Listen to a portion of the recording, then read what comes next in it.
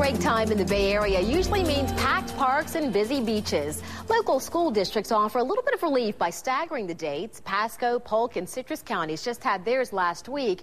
Pinellas is out next week, and Hillsborough County kids are out next month. With high gas prices, a lot of folks are looking for options close to home these days. Of course, our beautiful beaches are always a favorite, but finding a parking spot can ruin your day before it even begins. And if you're lucky enough to find a spot, you might not be as lucky trying to find a vacant patch of sand to catch some rays.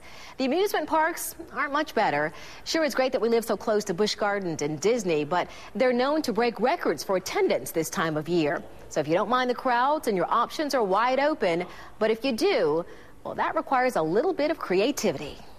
Okay, and now it's time to get creative. Angela Ardolino, the publisher of Tampa Bay Parenting Magazine, is here to give us some tips. Now, for the parents whose kids say, absolutely, I have to go to the parks, I have to go to the museum, I have to go to the zoo, but they don't want to do it and spend a whole lot of money or wait in lines, what's your best advice for them? Well, we have lots of choices. So you don't have to go to Busch Gardens every time. You can actually go to their water park also, which has just opened, which will probably be crowded.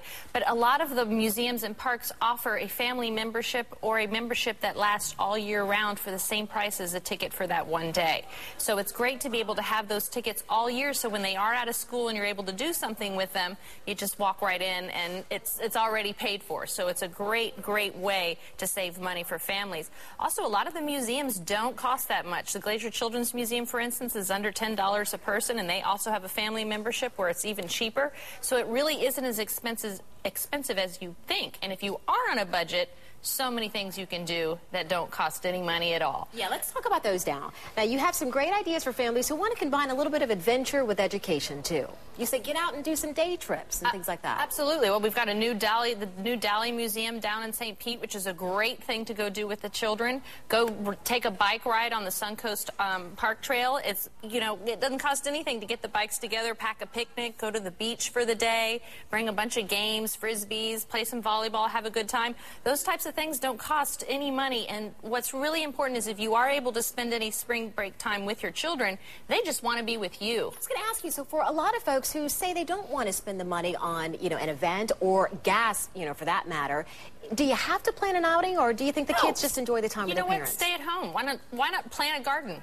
You've always wanted to do something. If you've got the time to spend it, plant a garden together and let them go to a garden store and pick out the seeds and the plants and plant them together and make the little area where you're going to plant them and spend some quality time. It doesn't always have to mean we have to go do something.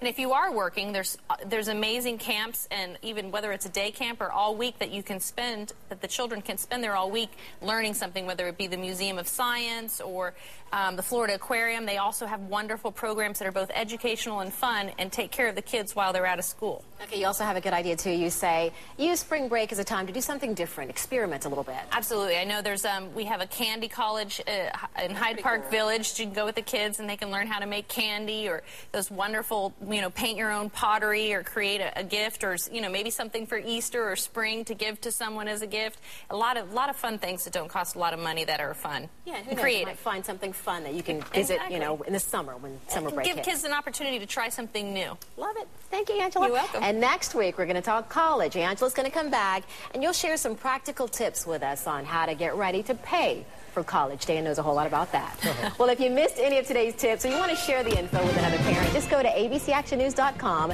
You can also check out Angela's website, Tampa Bay Parenting website. That's tvparenting.com.